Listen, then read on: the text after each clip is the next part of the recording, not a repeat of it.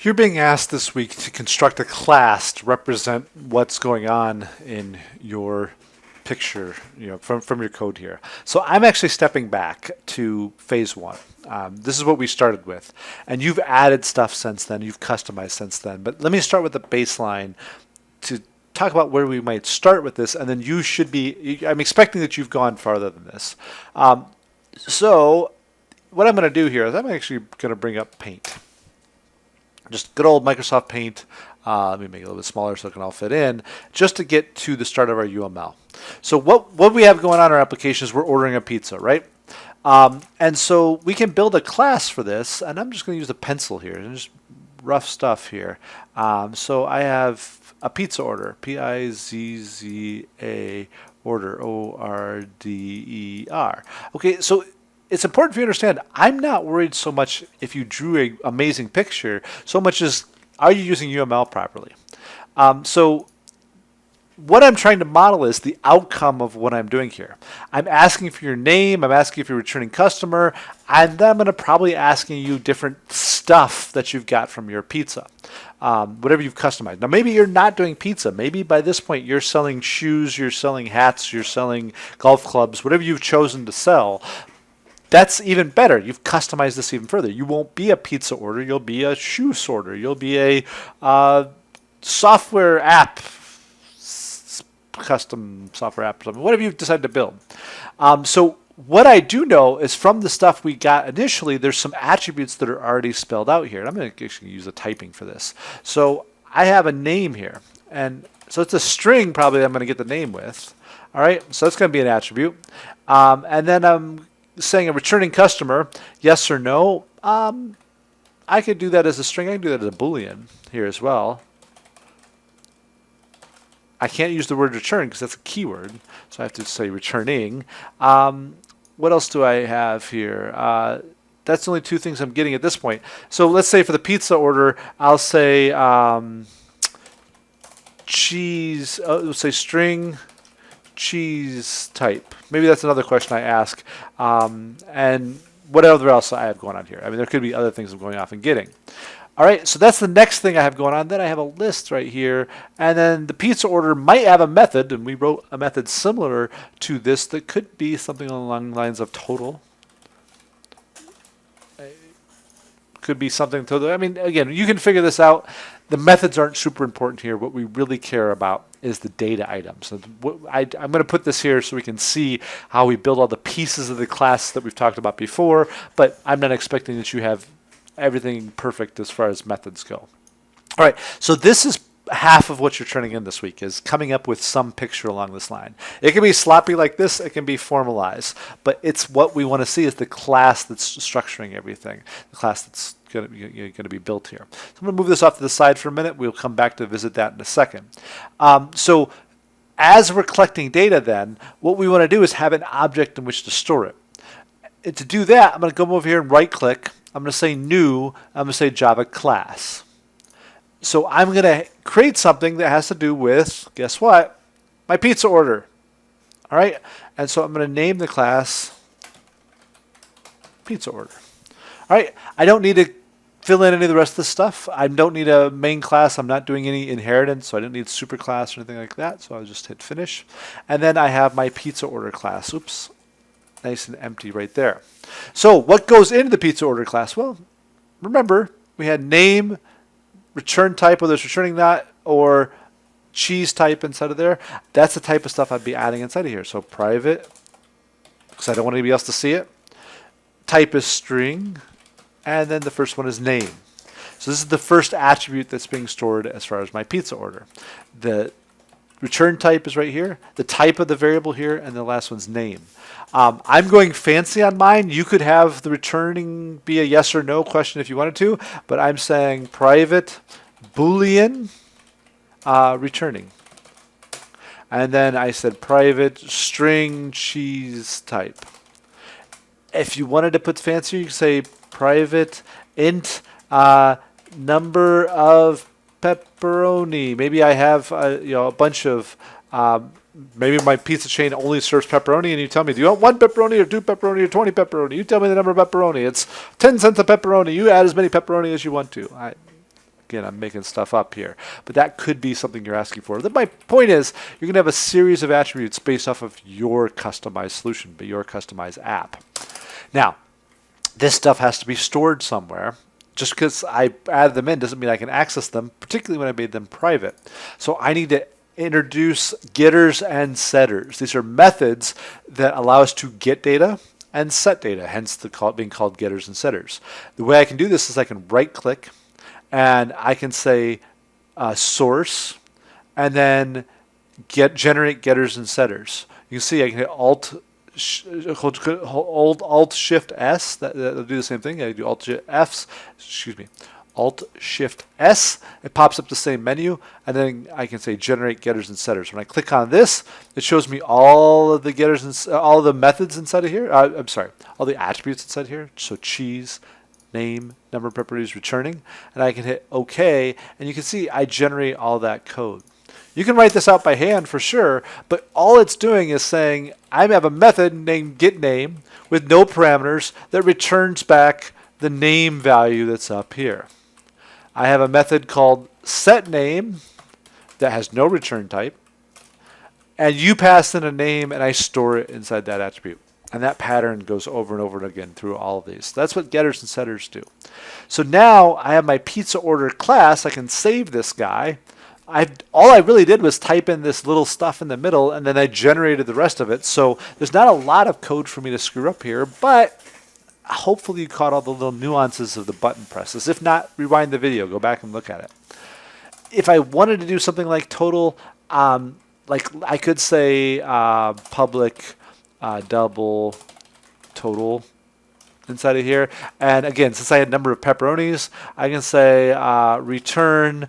Let's say it's a $5 pizza plus number of pepperonis times 0.10, 10 cents. So it's $5 for cheese and 10 cents of pepperoni on top of that. That could be a calculator. I mean, again, this is not super important, but what I wanted you to see is I have public now, so anybody can call it. I have the return type of double. I have the total, which is the name of the method, and I must have the parameter list. I'm not passing anything in, unlike down here where I am passing stuff in, but then I can return back some calculation, some method that I have going on inside of here. Just so you can see that piece of the example of what we talked about.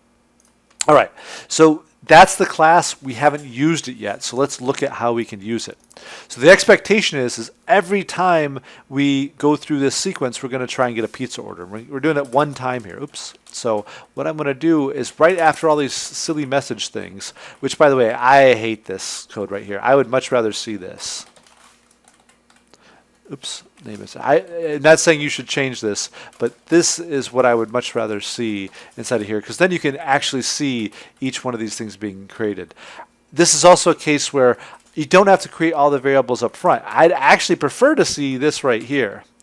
You know, this to be right next to this one, and this to be right next to this one, and so on and so forth, because then you can see exactly where these features are coming together.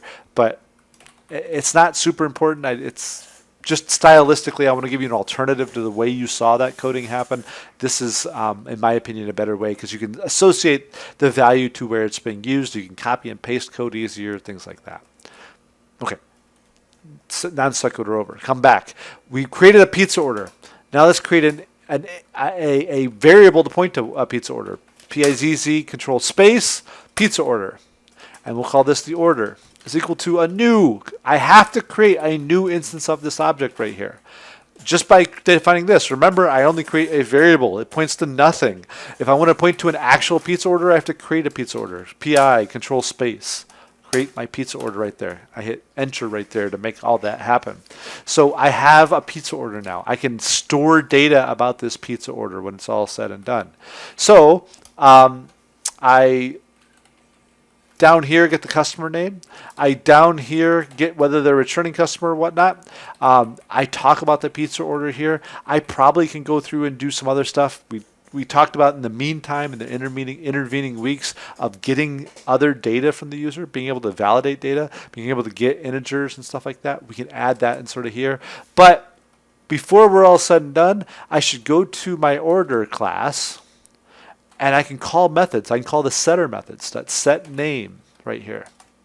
And so the name is customer name. You can see it starts typing it in already for me. I can click on it right here, double click right there, and then I set the customer name. I can say order dot set set returning. There you go. And so the returning as the customer returning. Now, if they typed in yes, then I want to say they're returning. So I could say yes dot equals. But notice inside of here, there's a special method for string called equal ignore case. So whether I said yes or capital Y-E-S or capital Y-E, capital E, capital S, I can say equal ignore case to the customer return. So if they typed in yes or yes or yes, then the customer will be returning. If they typed in no or anything else, they typed in nah, no, nah. If they say sure, well, that doesn't count. They have to type in yes, then they are a returning customer. So this is how I'm now utilizing the object I created up here to set the values into this object. And then finally here, what I can say is pull this from the object, order dot get name right here. And so and down here, I can say order dot get return is returning. Is returning. Now it says is because when it's a Boolean type, it will generate a getter or setter to reflect that. So instead of saying get returning, which is expecting something else, is returning is a question. Is this person returning true or false? So I've done all my code up here. I violated 100 things of what I've told you to code small, but I really did code small. I built the whole class, and I can't use it till I put it in here. I just didn't have any compiler errors. And then I put in 1 line of code to build it and 2 lines of code to fill it. And then I'm going to run it with this line of code. And so I'm doing a quick demo here, but running it all together, I'm going to save and launch this guy. And here it comes, and it pops up again on my other screen. So welcome to the pizza ordering. Enter your name. My name is Tony. Am I a returning customer? Yes or no? Yes, I am. And then you can see it says, welcome, Tony. Your return status is true. Thank you for visiting Pizza R Us. So what I really should do now to complete my program is I should add in some of the other features. I should add in what type of cheese do you want and store that. I should add in how many pepperoni do you want? And then I could add in the total of the price. That would round out my application. I didn't want to throw all that on you right away. For some of you, perhaps you've been coding some of this stuff. Maybe you got a little lost on some of this stuff. It's okay. Keep working on it. But if you need to, again, I started from exactly where we were in week 1. You can start over again and make this part of it work. Create your object here. And then go back and fill your object here, keep it small, and then add in some of the other code elements. One thing to be really clear is if you code something one time, that's good, but you're missing out on the chance to get better. So having to start over and recode the same thing again seems like extra work from a class. I don't want to spend much time in this class standpoint, but from you becoming a better programmer, it's a great thing to do. Starting over and building the same thing over again, you'll build it better, you'll build it faster, you'll catch things you didn't catch the first time. Things you don't catch, you'll remember even better when you do figure them out the second time. So it's okay to recode these things, and that's why I kept this one small and starting from the beginning. But you can go in and add in things from each week and experiment and play, and then bring your questions, whether through email or whether through coming to the chat sessions, and bring them so we can talk about them. So play with this. Best of luck. Hope to see you soon, or even better, you're getting all this and doing great and you're becoming an amazing coder.